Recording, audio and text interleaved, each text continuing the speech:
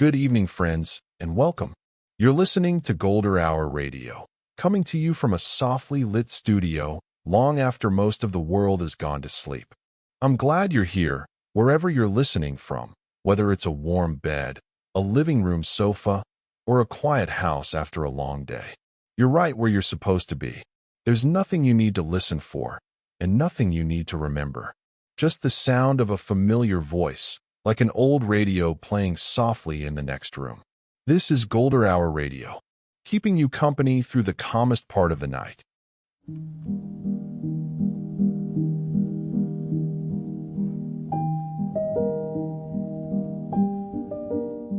The evening settles in with a familiar ease, and the air outside cools just enough to make the open windows feel comfortable. In towns and neighborhoods across the country, lights come on in living rooms and kitchens, one by one, as the last of the daylight slips away. The sound of the day fades into softer noises, and the steady presence of a radio becomes more noticeable, not because it grows louder, but because everything else grows quiet. In the early 1960s, the radio was a regular part of the room. It sat on a shelf in the kitchen, on a side table in the living room, or built into a wooden cabinet that looked as much like furniture as it did an appliance. The dial glowed softly, numbers and station markings clear enough to read in low light. A hand could find the knob without looking, turning it slightly until the sound felt just right for the hour. There was a particular kind of sound that belonged to AM radio. It was clear enough to carry voices and music, but it also had a gentle edge, a faint softness around the notes, like the music was traveling a long way to reach the room. On some nights the signal was strong, and on others it drifted a little, but the radio stayed steady, holding the evening together. In the kitchen, supper dishes might still be stacked beside the sink, waiting to be dried or put away. A dish towel hangs over the edge of the counter, and the smell of the meal lingers in the air, mixed with the faint scent of dish soap. Coffee sits in a pot on the stove, or in a percolator on the counter, ready for another cup if one is wanted. The radio plays through it all, a calm voice between songs, a familiar station, a steady flow.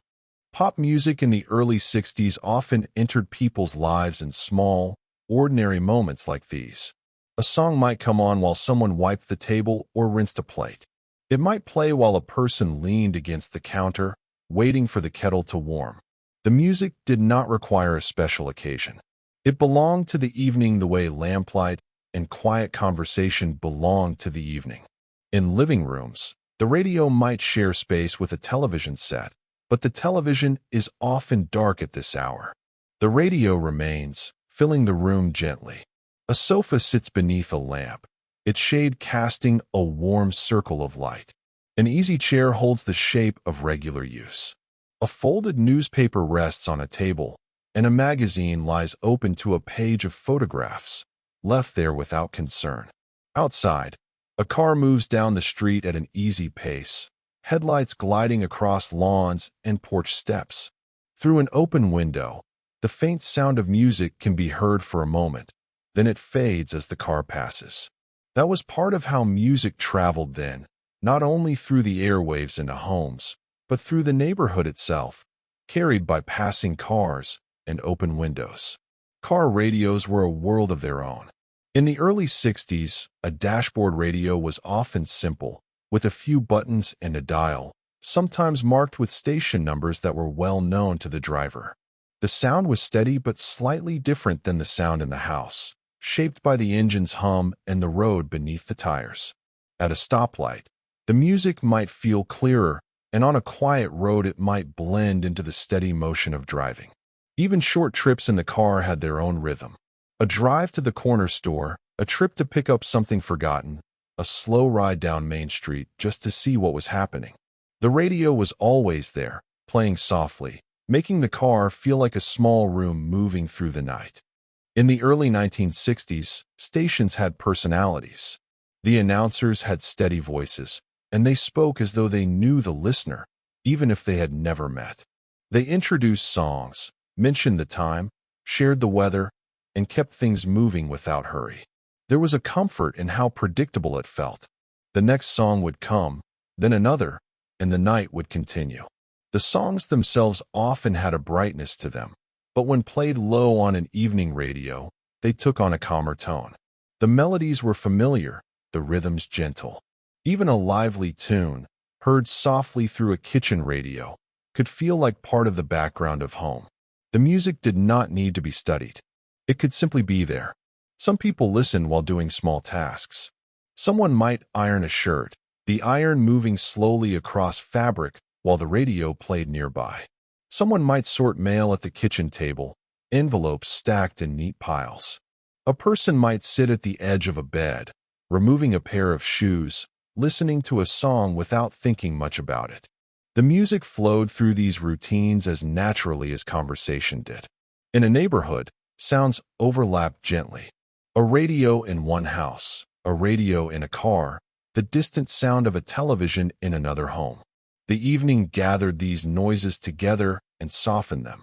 From the sidewalk, they could be heard as a kind of gentle hum, different sources blending into one calm atmosphere. In town, Main Street was quieter now. Shops were closed, and display windows reflected streetlights instead of shoppers. A diner might still be open, its sign glowing softly. Inside, a coffee pot rests on a warmer, and a waitress moves slowly between tables. If the diner had a small radio behind the counter, it might be tuned to the same stations people listen to at home, the sound low, fitting easily with the clink of cups and the quiet talk of the last customers. Gas stations at the edge of town often had radios too. An attendant might keep one on behind the counter, the volume turned down. The station's signal might be a little weaker out there, especially with open space around, but the sound still came through. The radio filled the quiet between customers, keeping the night company. Driving along a road outside town, the radio sometimes changed in a subtle way. Stations could fade slightly as the car moved, then return stronger a mile later. A driver might reach over to adjust the dial, just a fraction, bringing the station back into focus. This small action was familiar, done without effort, as though it was part of driving itself. At night, AM signals often carried farther. Stations from other towns could drift in, their voices and music arriving with a faint hiss of static. The sound felt distant and close at the same time. A person might listen for a while, not because the station was better, but because it was interesting to hear something from far away, carried through the night air. In the early 60s, music was not only heard at home or in the car. It was heard in stores, too, often from a small radio sitting behind a counter. A grocery store might have a radio near the register, playing softly as customers picked up bread, milk, and canned goods. A hardware store might keep one on in the back, the sound mixing with the quiet work of stocking shelves and sweeping the floor. Even a barber shop might have a radio, tuned to a station that played songs through the day. At night, the shop was closed, chairs empty, mirrors dark.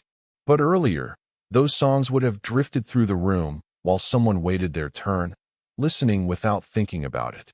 At home again, in the living room, a person might sit with the radio on and the lights low. The lamp's shade creates a warm circle on the wall. The room looks calm and settled. The radio plays a song, then the announcer speaks, then another song follows.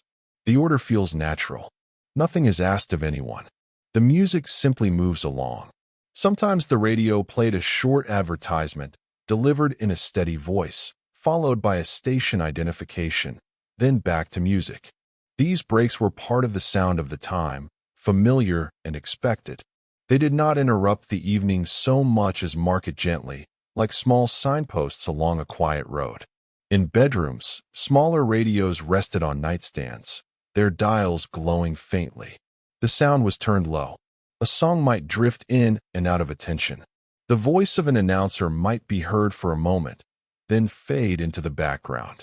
The room held steady, with curtains drawn and a small lamp perhaps left on in the hall.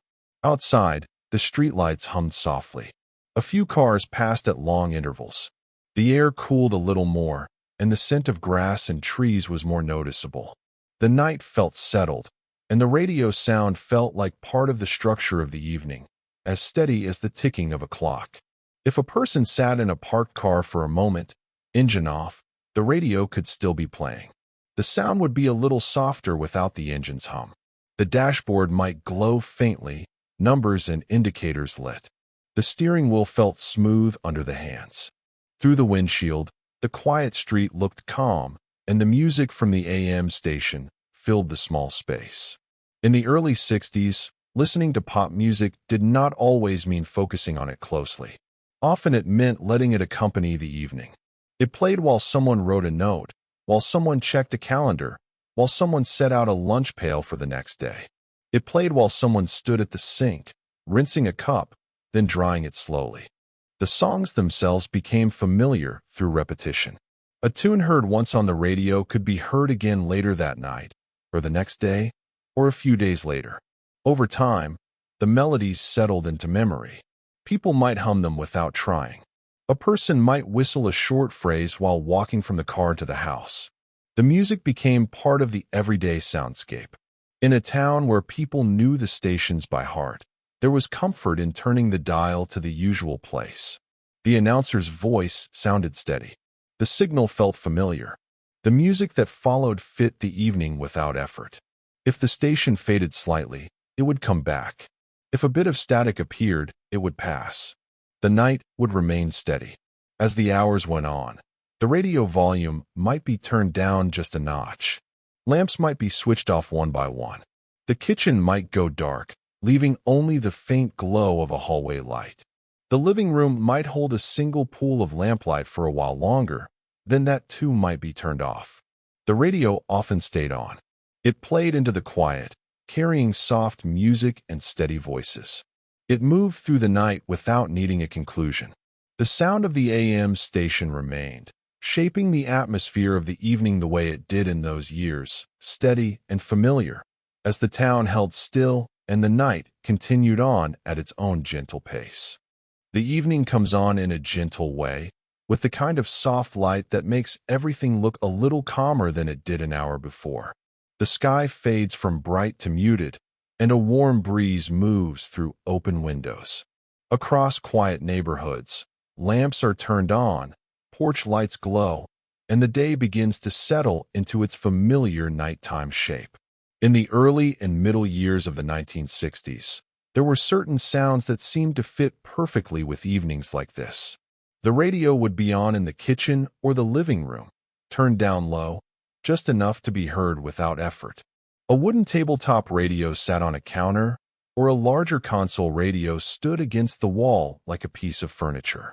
The dial glowed softly, and the station stayed where it was usually kept, a familiar place on the numbers. When the Beach Boys' music came through that radio, it carried a particular ease with it. The sound had sunlight in it, even when it was late in the evening. It felt like open roads, warm air, and a simple kind of calm. It was music that could play quietly in the background while supper dishes were being rinsed, while a towel was folded, while someone sat in an easy chair with a newspaper resting on their lap. In many homes, the kitchen was still holding onto the last part of the day. Plates might be stacked beside the sink, waiting to be dried. A dish towel hung over the edge of the counter.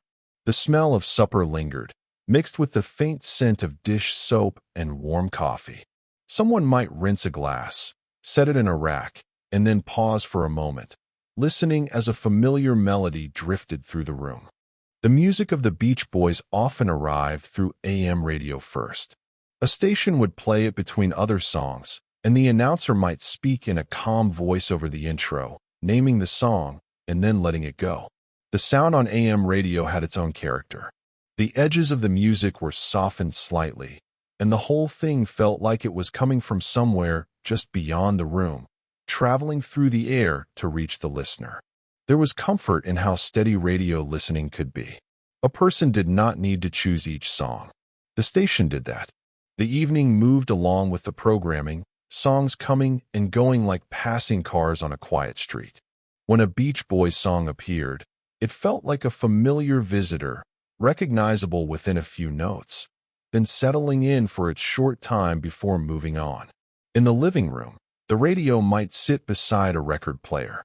The record player's lid might be closed now, but earlier it could have been open, a record spinning slowly, the needle following its groove. Record sleeves rested nearby, their corners worn from being handled. The covers showed beach scenes, bright colors, and clean lettering. Even when the record was not playing, the sight of the sleeve was enough to bring the sound to mind. Listening on a record felt different from listening on the radio. A record required a small sequence of actions. A hand pulled the sleeve from the shelf. The record was slid out carefully, held by the edges. It was placed on the turntable and centered. The needle was lowered gently. Then the music began, clear and steady, filling the room in a way that felt close and direct. In some homes, the record player was part of the living room routine. It might be used in the late afternoon or early evening, when chores were winding down.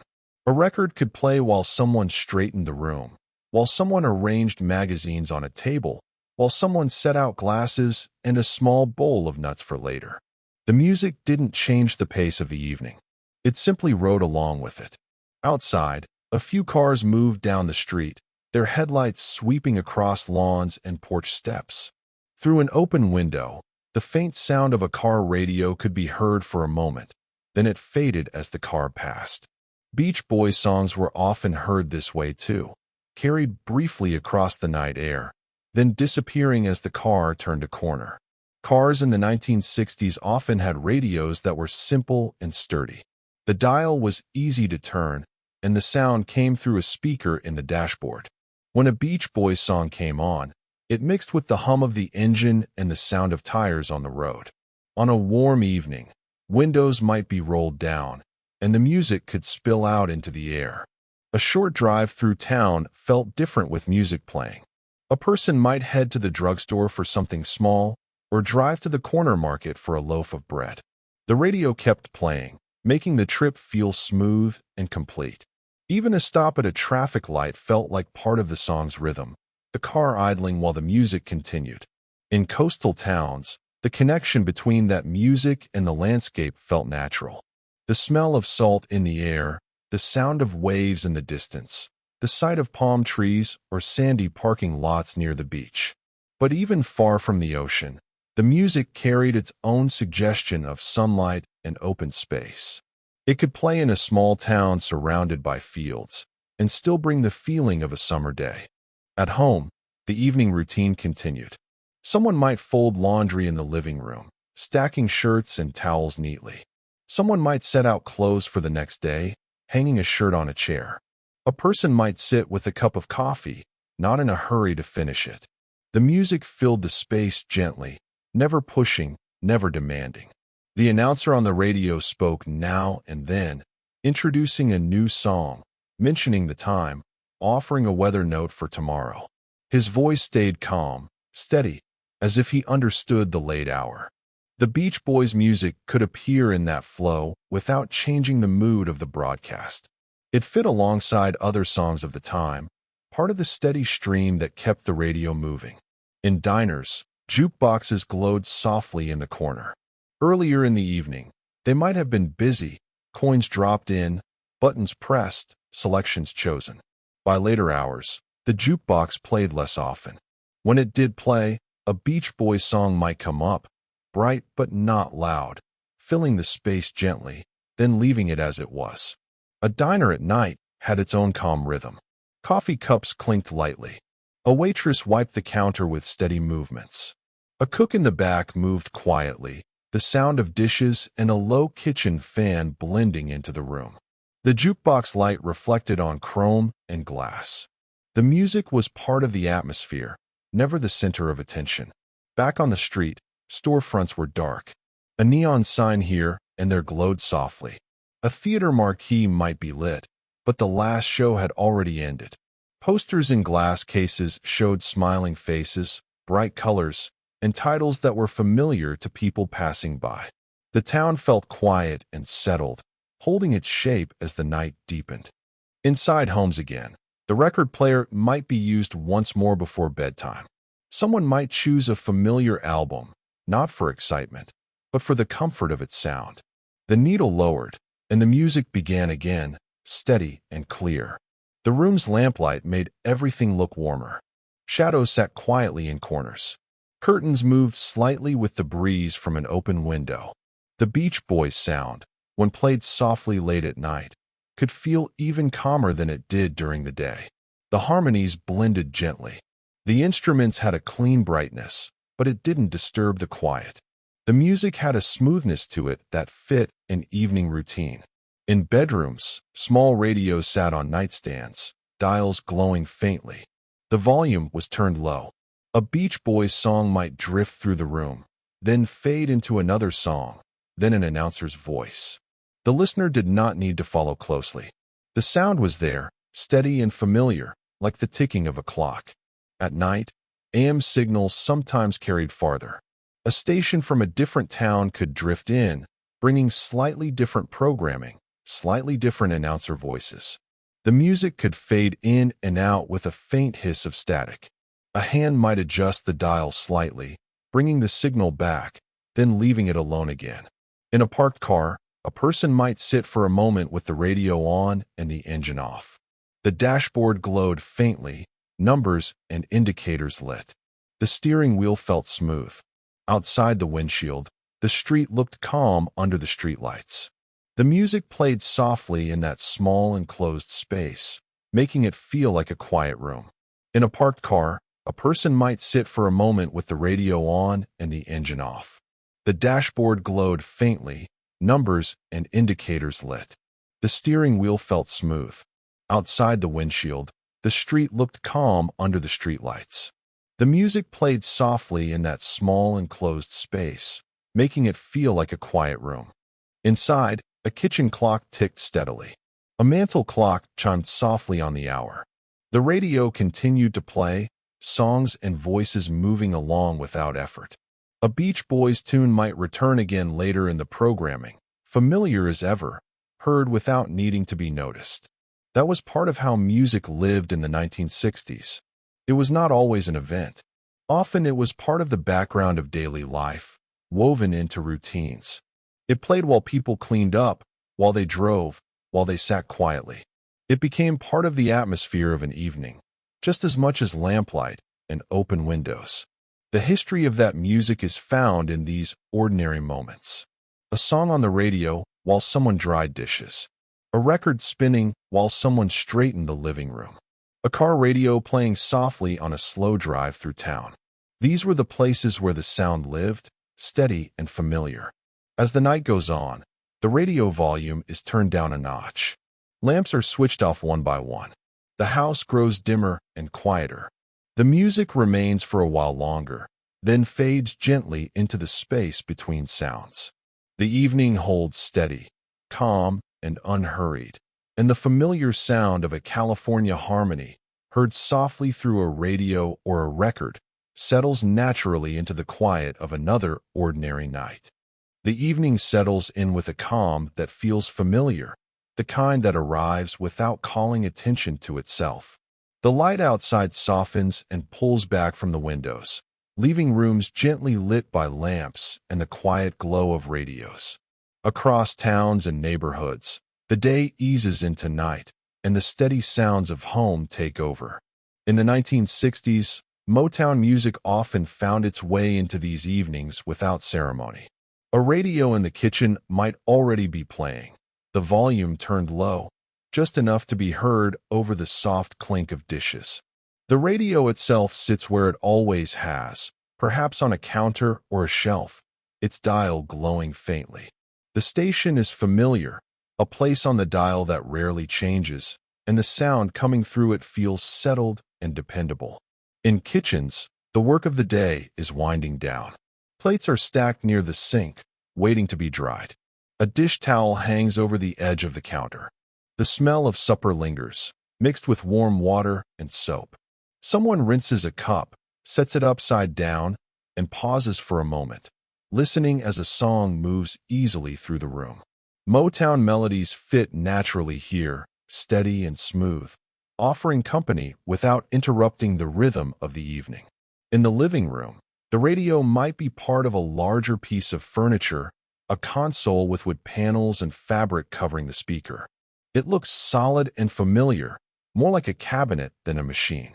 Nearby, a sofa and a pair of chairs sit under the soft light of table lamps. A newspaper rests folded on an armrest, already read but not yet put away. The music from the radio drifts across the room, blending with the quiet hum of the house. Motown songs on the radio carried a certain balance. They had energy, but it was contained, smooth, and easy to live with. When played softly in the evening, they felt calm and steady. The voices were clear, the rhythms gentle enough to fade into the background when attention moved elsewhere. The music did not demand listening. It simply stayed present. Outside, the street grows quieter as the evening goes on. A car passes now and then, its headlights briefly lighting up front yards and porch steps. Through an open window, the sound of a car radio can be heard for a moment. It might be the same song playing inside the house, or another one from the same station, carrying that familiar Motown sound down the street before it fades away. Cars in the 1960s often had radios that were simple and sturdy. The dial was easy to turn, and the sound came through with a slight warmth of its own. Driving at night with the radio on felt like carrying a small piece of home along the road. Motown songs mixed with the steady hum of the engine and the smooth motion of the car, making even short trips feel complete. A drive through town in the evening was unhurried. Main Street was mostly quiet now, shops closed, display windows reflecting streetlights instead of people. A diner might still be open, its sign glowing softly. Inside, a few customers sit at the counter or in a booth, coffee cups resting on saucers. Somewhere in the room, a jukebox stands against the wall, its lights glowing gently. Jukeboxes were another place where Motown music lived in the 1960s. Earlier in the evening, someone might have dropped in a coin and selected a song, pressing the buttons with care. Now, later at night, the jukebox plays only occasionally. When it does, the song fills the diner briefly, blending with the sound of cups, quiet conversation, and the soft scrape of a chair being moved. When the song ends, the room settles back into its calm. At the edge of town, a gas station remains open under bright lights. The pumps stand in a neat row, hoses hanging in relaxed curves. Inside the small office, a radio plays behind the counter. The attendant leans back slightly, listening as he glances at the clock. A Motown song comes on, familiar and steady, filling the space between customers without changing the pace of the night. Back at home, someone might decide to play a record. A record player sits in the corner of the living room or on a low table, its lid lifted. A sleeve is pulled from a shelf, the record eased out carefully and placed on the turntable. The needle is lowered, and the sound begins, clear and close. Motown records on a home player sound a little different than on the radio, fuller and more direct, but still calm enough for the evening. Listening to a record is a small routine of its own. The room grows quiet as the music plays. A person might sit back in a chair, hands folded, eyes resting somewhere in the room. Another might continue with a quiet task, straightening a stack of magazines or folding a sweater. The music fills the space without changing the mood. In many homes, music played alongside everyday tasks. Laundry might be folded in the living room, shirts smoothed and stacked neatly. A calendar on the wall might be checked, tomorrow's date noted without comment. A lunch pail could be set out on the counter, ready for the morning. Motown songs moved through these moments easily, becoming part of the routine rather than the focus. In stores earlier in the day, the same music could be heard softly from a radio behind the counter. A grocery store might have a small radio near the register, playing while customers gathered their items. A clothing store might keep one on in the back, the sound drifting out between racks of shirts and dresses. By evening, those stores were closed, but the memory of that sound lingered.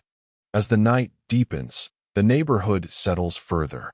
Porch lights glow steadily.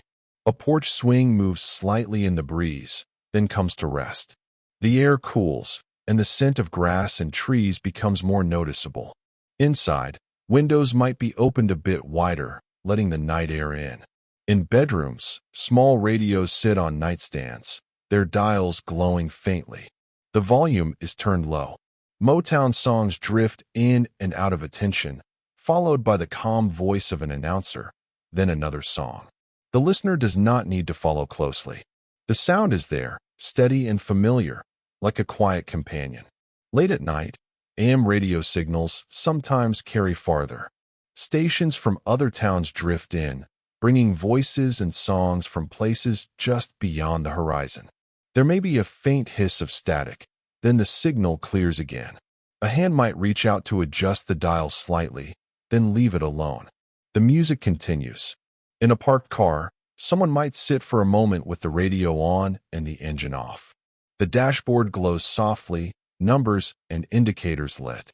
Outside the windshield, the street is calm under the streetlights. The Motown song playing feels close in that small space, filling it gently before fading into the quiet again. Clocks mark the time quietly. A kitchen clock ticks steadily. A mantel clock chimes softly on the hour. These sounds blend easily with the music and voices from the radio. Nothing feels rushed. The night moves at its own pace. Motown music in the 1960s became part of life in this way. It was heard at home, in cars, in diners, and in stores. It played during work and rest, during movement and stillness. Over time, the songs became familiar through repetition, their melodies settling into memory without effort. A person might hum a tune without realizing it. Someone might recognize a song within a few notes and smile briefly before returning to whatever they were doing. These moments were small and quiet, part of the everyday fabric of life. As the evening continues, lights are switched off one by one. The kitchen goes dark, then the living room. The radio stays on a little longer, its volume turned down just enough to blend into the night. The music flows, steady and smooth, then gives way to the announcer's calm voice, then returns again. Outside, the street grows still. Fewer cars pass. The air cools a little more. A distant sound, perhaps a train horn far away, carries briefly through the night and then fades. The town remains settled. The radio continues to play, carrying Motown songs softly through the hours. They move through the quiet without changing it, fitting naturally into the shape of the night. The evening holds steady, unhurried and calm, as the familiar sound of music from radios, jukeboxes, and record players rests gently in the background, just as it did through many ordinary nights in the 1960s. The evening settles into the house in a quiet, familiar way, the kind that feels steady and unremarkable in the best sense. Outside, the last light of the day softens and slips away, leaving the windows reflecting lamplight instead of sky. Inside, rooms take on their nighttime shapes, and the small routines of home begin to slow. In many houses during the 1960s, the living room was the center of the evening. Furniture sat in its usual places, worn just enough to show it was used and trusted. A sofa faced a low table, chairs angled slightly toward one another. Along one wall, a shared family stereo or record player stood ready, its wooden cabinet polished smooth by years of hands resting on its edge. Listening to music at home often began with a simple decision. Someone would walk over to the stereo, lift the lid, and look through a small stack of records. The sleeves slid easily against one another, cardboard edges soft from use. Album covers showed bright colors, clean lettering, and photographs that had become familiar through repetition. A record was chosen without much thought, taken from its sleeve and held carefully by the edges. The turntable waited, still and quiet. The record was placed at the center, and the needle was lowered with a practiced motion. After a brief pause, the sound arrived, clear and steady, filling the room at a comfortable volume. The music of the 1960s, when played on a home stereo, had a warmth that fit the evening. It was not loud or demanding. It rested easily in the room, blending with the hum of the house. A song would play, then another, each one flowing into the next without hurry. While the record played, The evening continued at its own pace. Someone might sit back in an easy chair, hands folded, listening without focusing too closely. Another person might straighten a stack of magazines on the coffee table or fold a sweater neatly and set it aside. The music did not interrupt these tasks. It accompanied them. In the kitchen, the day was winding down. Dishes from supper might still be drying in a rack. A dish towel lay folded on the counter. The faint smell of the meal lingered, mixed with warm air drifting in through an open window. From the living room, the sound of the record carried softly into the kitchen, steady and calm. Shared family stereos often served more than one purpose. During the day, they might have been used for news or radio programs. In the evening, they became a place for music. The same piece of furniture held all of it together, sitting quietly in the room, ready when needed. Sometimes the record player was part of a larger console, with a radio dial and speakers built into the same cabinet. The radio might be used earlier in the day, then switched off as the record player took over. The glowing dial dimmed, replaced by the steady rotation of vinyl and the gentle movement of the needle. The sound of a record playing had its own rhythm. Between songs, there was a brief pause, a soft crackle, then the next track began. These small transitions were familiar and expected. They marked time without calling attention to it. Outside, the neighborhood grew quieter. Cars passed less often now, their headlights sweeping briefly across the walls before disappearing. Porch lights glowed steadily. A breeze moved the curtains slightly, then let them fall back into place. Inside, the music continued, unaffected by the changes outside. Listening to music at home in the 1960s often meant sharing the experience. Family members might sit in the same room, each doing something different, all within the same sound. No one needed to comment on the music. It was enough that it was there. A person might recognize a song within the first few notes and feel a quiet sense of familiarity, then return to whatever they were doing. Another might hum along briefly, then stop. The music became part of the room's atmosphere, as steady as the light from the lamps. As the evening went on, the record might end, and the turntable would fall silent. Someone would get up, flip the record, and set the needle down again. The sound returned, unchanged, filling the space once more. This small action was part of the routine, done without thought. In some homes, the stereo was placed near a window, and the music drifted faintly outside. A neighbor walking by might hear it for a moment, then move on. The sound blended into the quiet of the street, becoming just another part of the night. Later in the evening, the volume might be turned down slightly. The music remained clear, but softer now, fitting the slower pace of the hour. Lamps were switched off in unused rooms. The house grew dimmer, but not dark. In bedrooms, smaller record players or radios might be used for a short while. A record could play quietly as someone sat on the edge of the bed, removing shoes or setting out clothes for the next day. The music stayed calm and even, never drawing attention to itself. Shared stereos often brought a sense of order to the evening. They marked the transition from day to night, from activity to rest. When the music played, it signaled that the busy parts of the day were finished. The weather outside added its own layer to the sound. On warm nights, windows stayed open, and the night air carried in the sounds of insects or a distant train. On cooler evenings, windows were closed, and the house held the music more closely, keeping it inside the walls. In the quiet moments between songs, other sounds became noticeable. The ticking of a clock in the hallway, the faint creak of the house settling. These sounds blended easily with the music when it returned, all of it forming a steady backdrop to the night. The records themselves showed signs of use. Sleeves bent slightly at the corners. Labels faded a bit. Each one held a history of evenings spent listening, of hands placing them on the turntable again and again. They were familiar objects, trusted parts of the home. As the night moved along, someone might decide it was time to stop the music. The needle was lifted, the record returned to its sleeve, and the lid closed gently. The stereo fell silent, but the calm of the evening remained. Other nights, the music stayed on a little longer. A final record played through, filling the room one last time before the lights were turned off.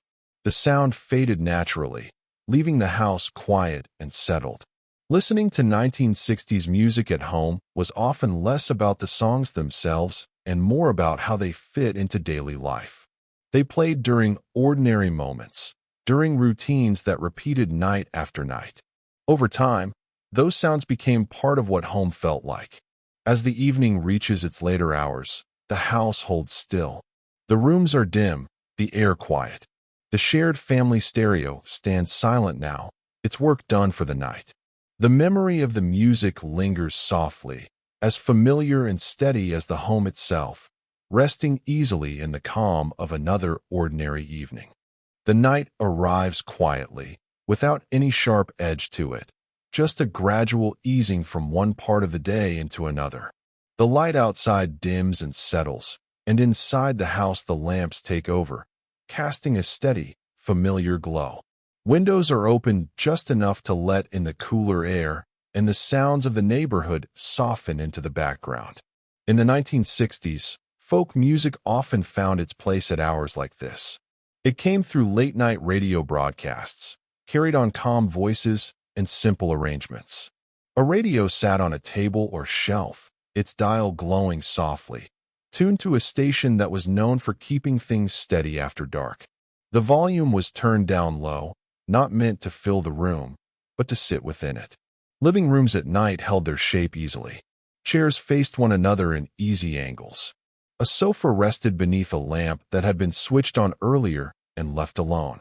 A book lay open where it had been set down, a slip of paper marking the page. The radio played quietly, and a folk song moved through the room at an unhurried pace. The sound of folk music on AM radio was often simple and clear. Acoustic guitars carried the melody. Voices were close and steady, never rushed. There was space in the music, room for silence between lines. When heard late at night, those songs felt even calmer, as though they belonged naturally to the hour. In the kitchen, the evening routine was winding down. A cup rested in the sink, waiting to be rinsed. The counter was wiped clean, and a dish towel hung neatly over the edge. The radio's sound carried faintly from the living room, following along as someone moved slowly through these last small tasks of the day. Sometimes the radio sat right in the kitchen, perched on a counter or shelf. Its presence was familiar, and it rarely moved. Folk music played while someone stood at the sink, rinsing a plate, or while a kettle warmed quietly on the stove. The music did not change the pace of the work. It simply accompanied it. Late-night radio in the 1960s had a certain character. The announcers spoke calmly, with voices that felt settled and unhurried. They introduced songs without flourish and let them play through without interruption. Folk music fit well into this rhythm. It did not demand attention. It waited patiently, filling the quiet when it was welcome. In many homes, folk records were also part of the evening. A small record player might be brought out, or a shared family stereo might be switched from radio to records. The lid lifted gently, and a record was selected from its sleeve. The sleeve showed signs of use, corners softened, edges worn smooth. Placing a record on the turntable was a familiar action. The vinyl rested flat, and the needle was lowered carefully. After a brief pause, the sound began, steady and close. Folk songs played this way had a warmth to them, the sound filling the room without spreading too far beyond it. The music blended with the quiet sounds of the house. A clock ticked steadily in another room. The floor gave a soft creak as someone shifted their weight. Curtains moved slightly in the night air. These sounds did not interrupt the music. They became part of it. In the living room, someone might sit with their hands folded, listening without concentrating. Another person might be sorting mail, placing envelopes into neat stacks. A lamp illuminated just part of the room, leaving the corners in shadow. The music flowed through it all without asking for notice. Folk music often carried stories, but late at night those stories softened. Heard quietly, they became more about sound than meaning. The gentle strum of a guitar, the even pace of a voice, the space between notes. All of it fit easily into the rhythm of the evening. Outside, the street was nearly still. A porch light glowed steadily. A car passed now and then, its sound fading quickly into the distance. From inside the house, the music felt protected, held within walls that were familiar and secure. In apartments or smaller homes, the radio might sit closer to where people gathered. A small table near a chair held it in place. The dial light cast a faint glow. The volume knob stayed where it was usually set, low enough that the sound felt like part of the room rather than something added to it. Some nights, the radio played on for hours without being touched. The station moved from song to song, occasionally broken by the announcer's voice. Folk music came and went, mixed in with other quiet songs that suited the hour. The listener did not need to track what was playing. The flow was enough. In other homes, folk records were saved for these later hours. They were chosen when the day's work was finished and there was no need to hurry. A record might play all the way through, one side, then the other, before being returned to its sleeve. The music marked time gently, without drawing attention to the passing minutes. In bedrooms, small radios sat on nightstands. Their dials glowed faintly, and the sound was turned down even further. A folk song might drift in and out of attention as someone sat on the edge of the bed, removing shoes or setting out clothes for the next day. The music stayed calm and even.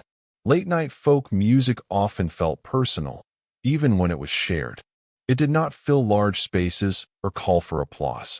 It stayed close, as if meant for quiet rooms and small gatherings. On the radio, it felt like it was being played for whoever happened to be listening at that hour. In some neighborhoods, folk music could be heard drifting faintly from an open window as someone walked by.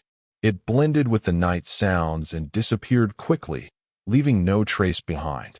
These brief moments were easy to miss, and just as easy to forget, but they were part of the texture of the night.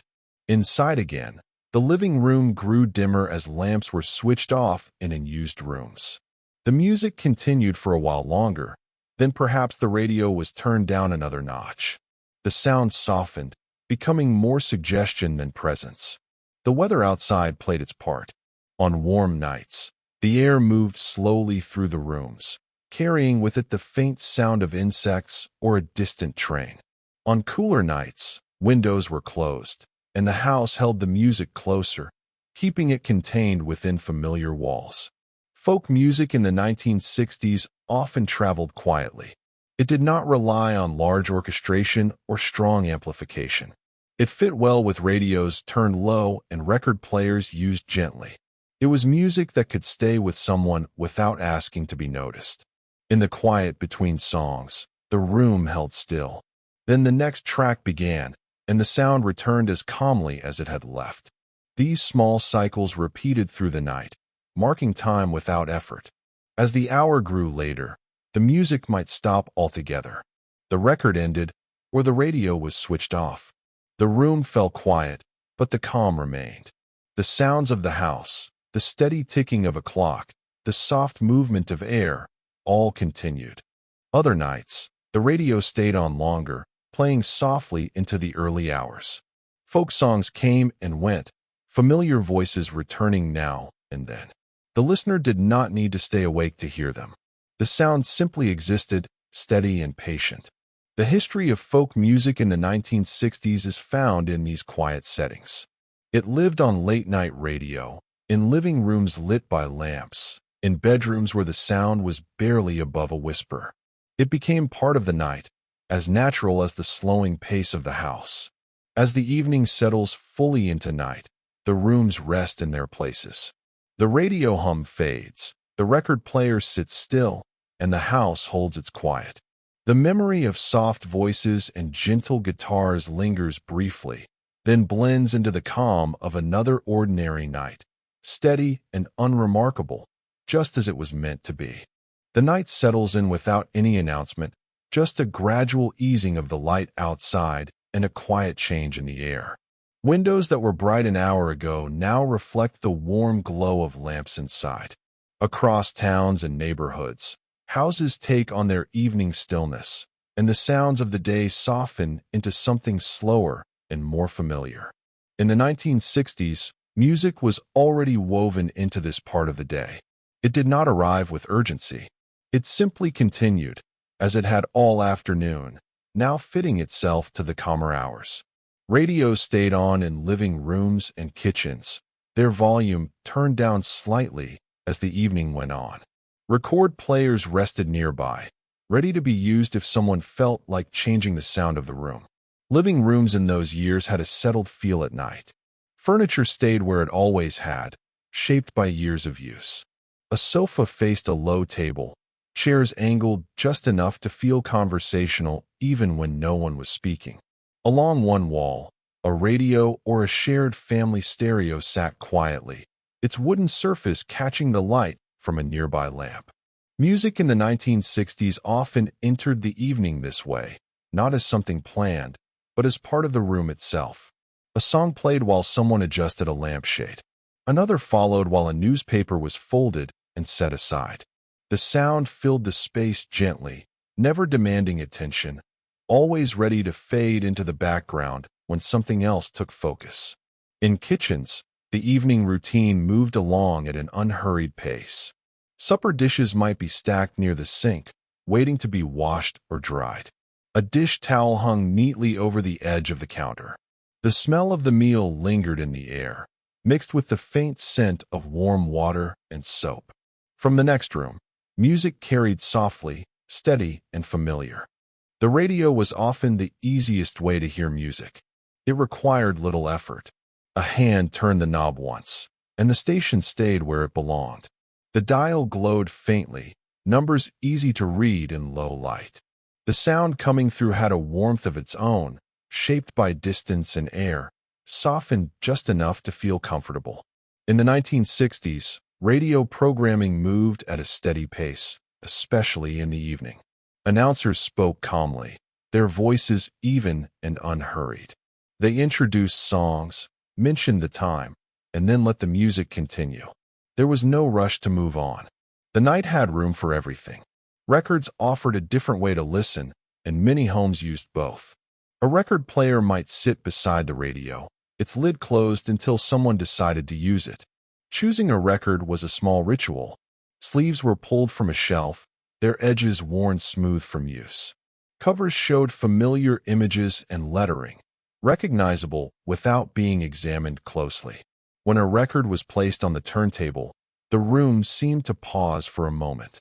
The needle lowered gently, and then the sound arrived, clear and close. Music played this way felt contained, held within the walls of the room.